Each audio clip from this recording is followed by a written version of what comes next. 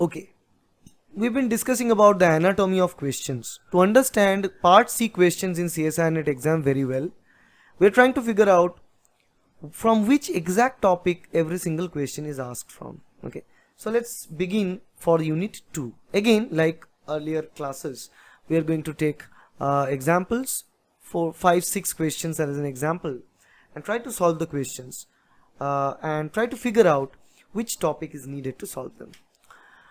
So this is the first question. The tetrapeptide KDEL is well known as a retrieval signal of several newly synthesized proteins. This process is mediated through specific receptor KDEL interaction. Any single amino acid change in this tetrapeptide will not allowed in terms of its binding to its receptors and its subsequent retention in specific organelle, whereas secretory proteins are devoid of such tetrapeptide.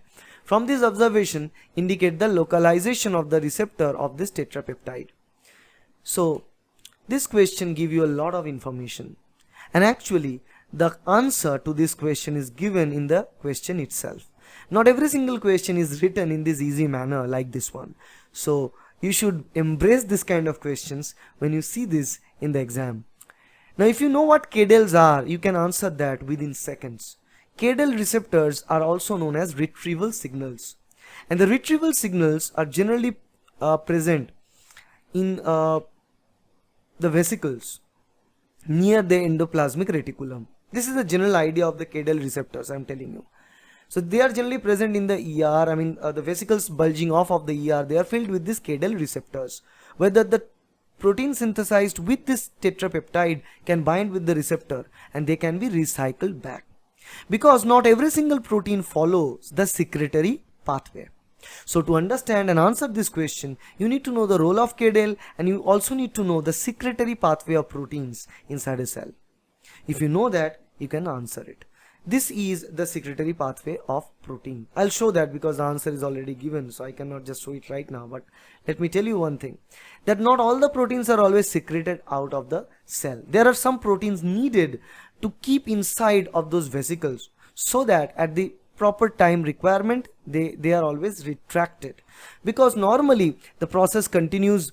So if this is the cell and this is the nucleus and this is the ER, and then these are the Golgi apparatus, and this is the ER, and then the endosome, lysosome, and then finally it can be secreted out of the cell.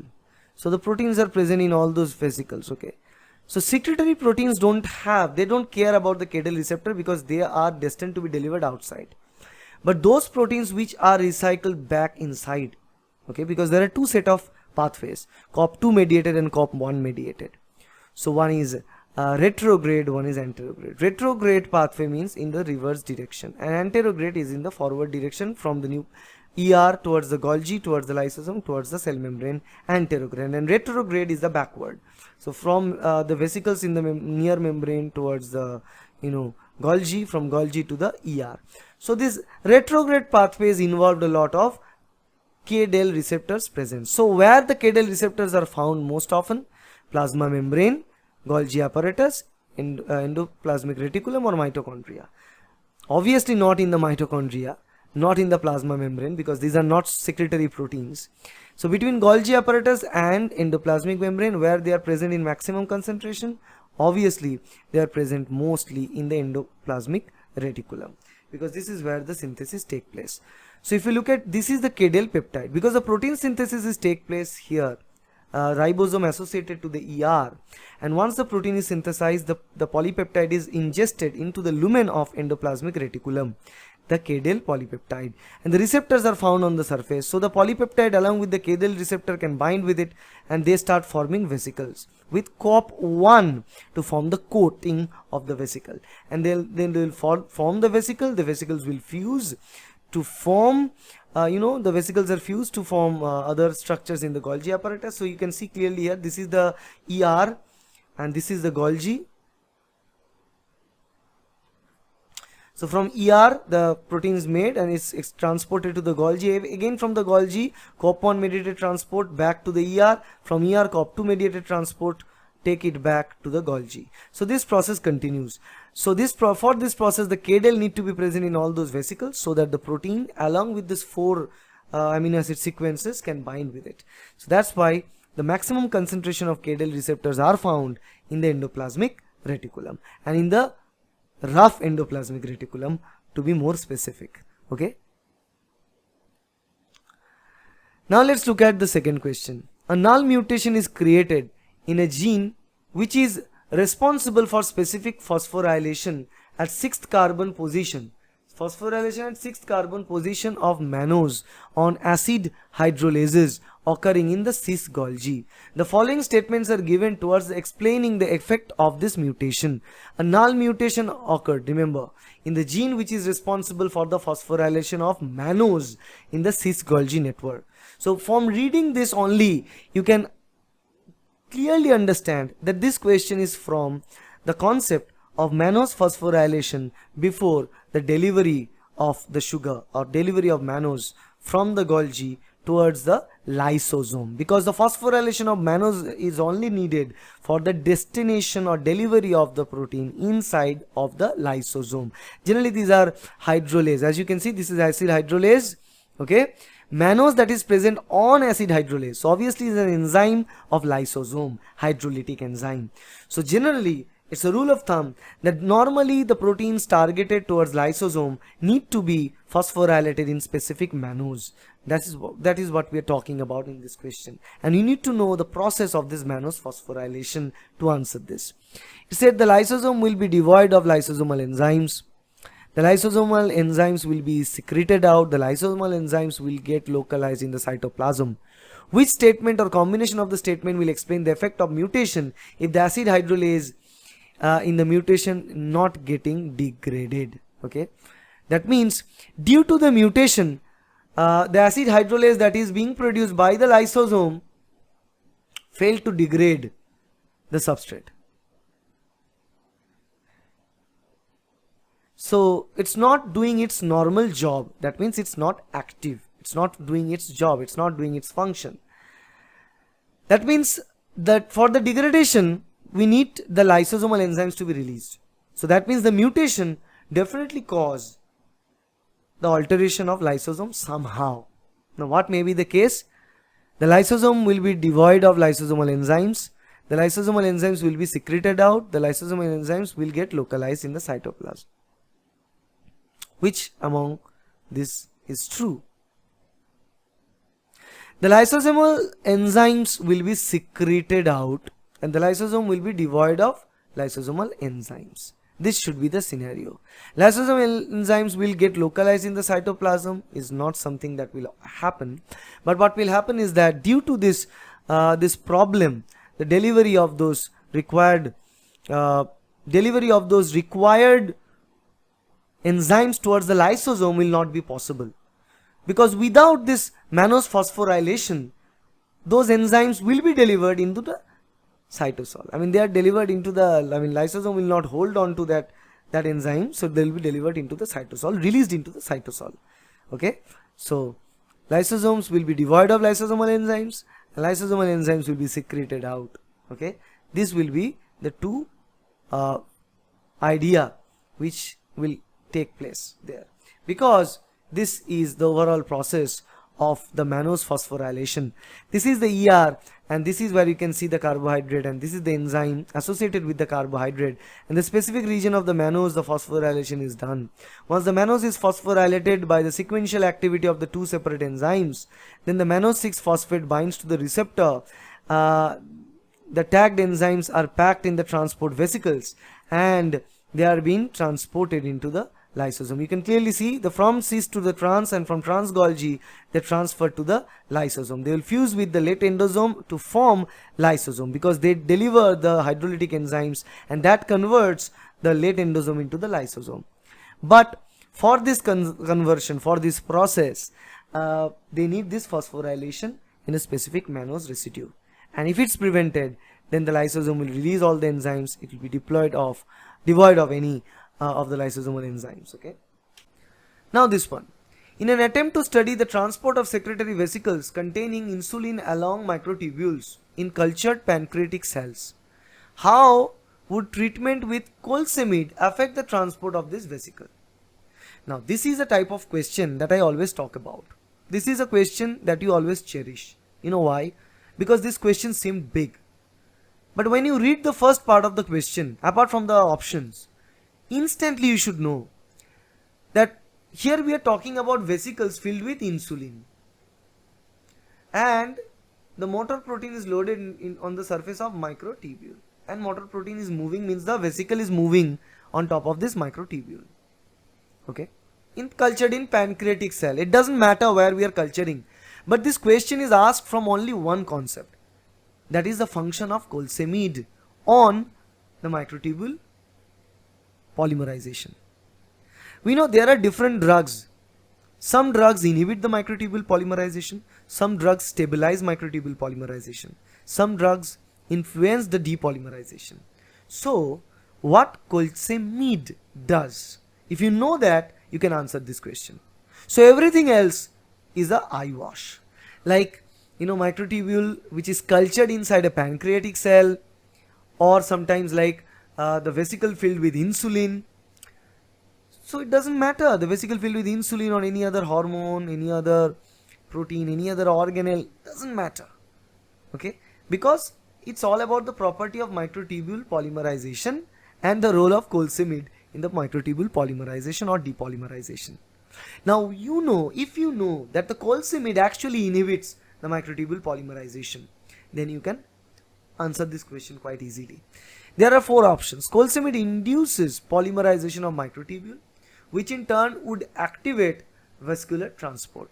Second one, polymerization of microtubule is inhibited by colisomid, which in turn would inhibit the transport of secretory vesicle. Colisomid inhibits the vesicular trafficking through inactivation of V-snare protein. Colisomid activates T-snare proteins, in turn activates the vesicle transport. First thing that you should know is that colisomid does not play any role in sort of V-snare and T-snare proteins activation there. The role of colisomid is only during the polymerization and depolymerization of microtubules. So obviously 3 and 4 are not correct. Those are wrong. So as 3 and 4 are wrong, so definitely the answer is somewhere between 1 and 2. So one says the colisomid induces polymerization, the second says polymerization of microtubule is inhibited by colisomid. Now we know, yes, colisomid actually is a drug that inhibits the microtubule polymerization. Thus, as there is no microtubule polymerization, no movement of insulin carrying vesicle. So this is what happens when we add colisomid to a microtubule growing cell. So a cell growing active microtubule, adding colisomid will result in the shrinkage of microtubules very soon, because the colisomid causes the depolymerization of microtubule. And sometimes localized colisomid, means a colisomid present in only this portion, cause the shrinkage of the microtubule, but this portion colisomid is absent, so microtubule polymerization is working. Okay, so now this is another list of set of drugs which cause the microtubule polymerization or depolymerization. This portion is very important for CSIR NET. That's why I keep this table. Colchicine inhibits polymerization.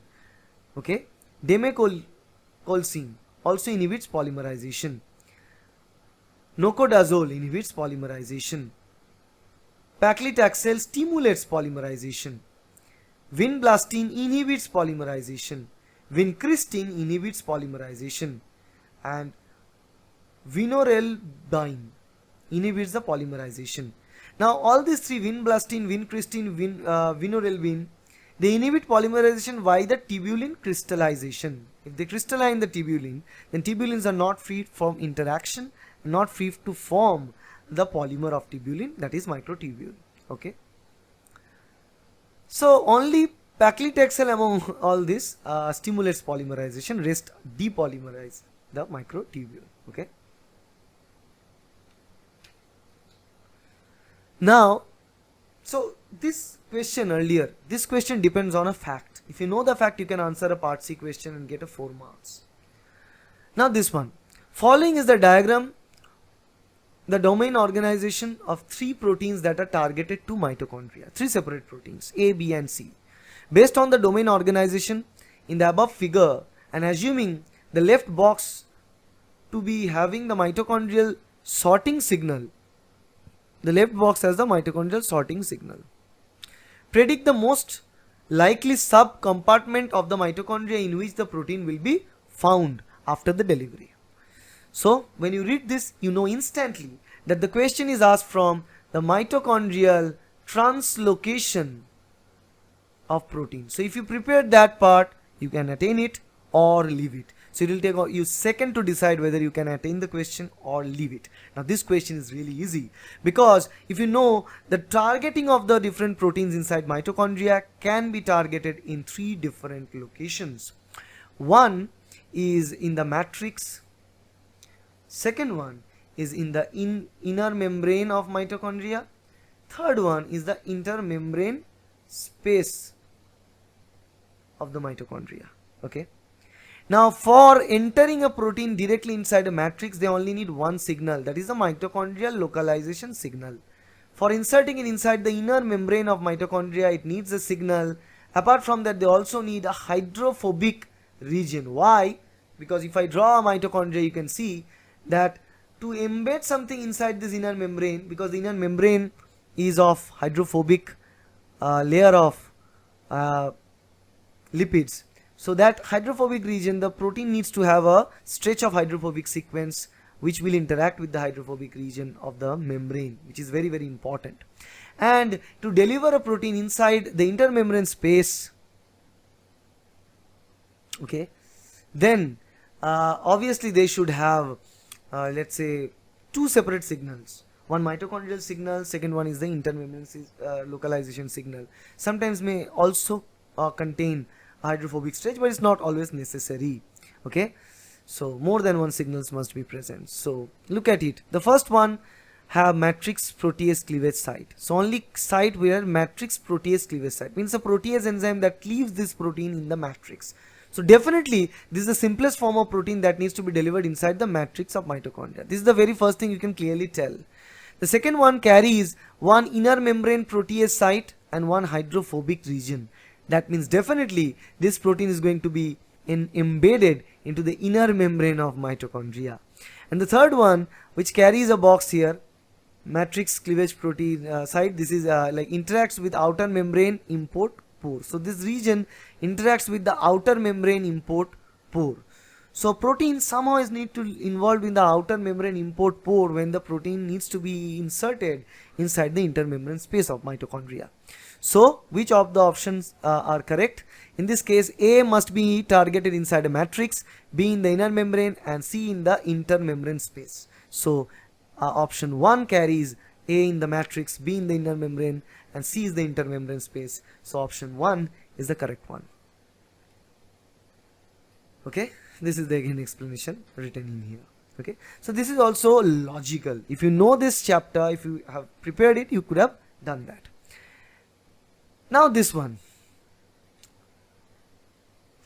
physical attachment between cells important in imparting the strength in the tissue. Various physical cell junctions in vertebrate epithelial tissue are classified according to their primary function. Estimated below, column A is the major function of a particular junction and column B is enlisted all cell junctions but the same order. So you need to find out the same order of, the matching of column A with column B. The options are not given because, for this question I don't give you options. You need to figure it out on your own, because this kind of column matching questions need you to learn and understand few idea and few concepts altogether. Generally these columns are 4 to 5 row. Among the 4 to 5 statements, you need to know at least 2 of them to be truth. If you know 2 of them, then you can still answer the question by looking at the option. But this is the easy one to find out the different types of intercellular junctions and their role. And the picture I put to explain it, which will not be there in the question. The question is without of the picture actually. Okay, so I just put it to explain. The thing is, the gap junction is whether it's written, no, tight junction is written. So if you read this 4, seals gap between epithelial cell, definitely that would be the tight junction. Between the adjoining epithelial cells, the place seals are known as the tight junctions. Okay, so A is with 3 in this case. Okay. Second one, connects actin filament bundle in one cell with the next. So interaction between actin filament. So if you don't know that, don't worry, read the second option. Read the third option. Connects intermediate filaments in one cell to those in the next cell. Now this is something important. If you know that intermediate filaments are stitched and connected via desmosome structures, then you know that C will be desmosome. So C will be 1. Okay, it's done. C is 1. So now only 2 options are present. D, anchor intermediate filament in a cell to extracellular matrix. Now whenever there is a protein component which can connect the intermediate filament with the neighboring cell, then obviously that structure is a desmosome or a hemidesmosome. Desmosome is when the intermediate filament of the adjoining cells are connected, and hemidesmosomes when the connection is between the intermediate filament of one cell with the extracellular matrix of the neighboring cell or of the neighboring cell from the outside. Okay, so this should be hemidesmosome. D will be hemidesmosome. And the last thing remain is this. Adherent junction will be this one. So whenever we are looking at two cells connected with one another via the actin filament. So the actin filaments of the cell are connected with one another, that is by adherent junctions. So B will be 4. So you can clearly tell this by looking at the both column. So see here, we only needed 2 to know properly for this kind of question. That's the beauty of this combination type questions or this column matching type questions. That's why I always tell you to attain this column matching question, because if you know 2 to 3 of the 4, you can clearly answer that without any glitch. Okay, so remember, reading is not enough. Just like this, classes of anatomy of questions are really important to understand the question type, and once you know the question type, you also need to know how to approach to answer that question correctly. Okay.